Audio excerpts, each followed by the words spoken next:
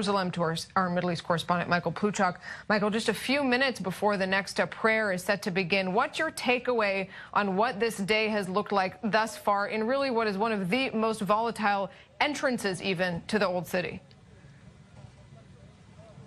Right. Well, as you say, Nurit, the mu'adhin, or the person calling for prayer, has called for those prayers. We've heard them from the tops of the mosques here, and it would, prayers are going to be underway. But I don't think that by the end of prayers we'll see any kind of renewed hostilities here. It would appear that it's all but over at the moment where we're standing, at least, Nurit.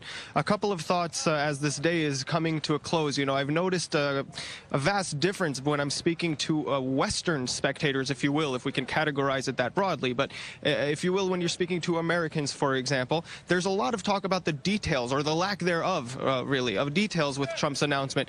Where exactly will sovereignty begin and end as far as Israel's capital? What will happen to the issuing of passports? All these details that we have received very little information about, if at all, were at the top of the agenda. Whereas when you speak to the locals here, where I'm standing right now, none of that seems to matter much. Just the mere acknowledgement of Jerusalem as Israel's capital was what was infuriating people here. They were less so disturbed with the intricacies of where and how Israel's sovereignty will be played out, if indeed it will. So that was an interesting difference I noted here, Nurit. Another thing to notice is that I've been witnessing a steady de-escalation, if you will, in recent years in the ability to bring protesters, Palestinian protesters, out to the streets. And I thought, honestly, that I would be surprised today, because if there's one thing that unifies Palestinians and really gets them to rally around the same cause, Jerusalem will definitely have to be one of those issues, one of those big core issues, such as refugees, Jerusalem, and settlements. These are kind of the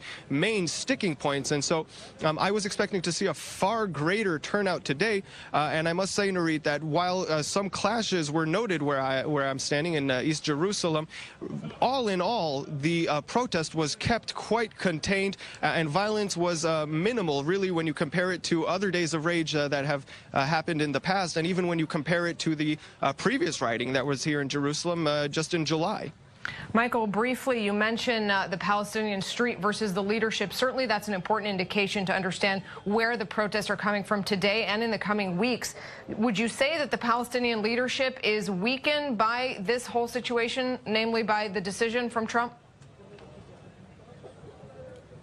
I would say so, and I would say that Palestinian leadership has been weak for quite some time, Nurit. When you speak to the protesters here, not a single one of them has told me that he is in favor of Palestinian President Mahmoud Abbas. He has a very, very negative perception here in East Jerusalem, as well as just broadly speaking throughout the Palestinian politics. He is not a very favorable leader, and this will just go to diminish that popularity even more, Nurit, because essentially Abu Mazen Abbas, who has been working at peace by talking to the Israelis and Americans for decades now, has really brought nothing back to his constituency.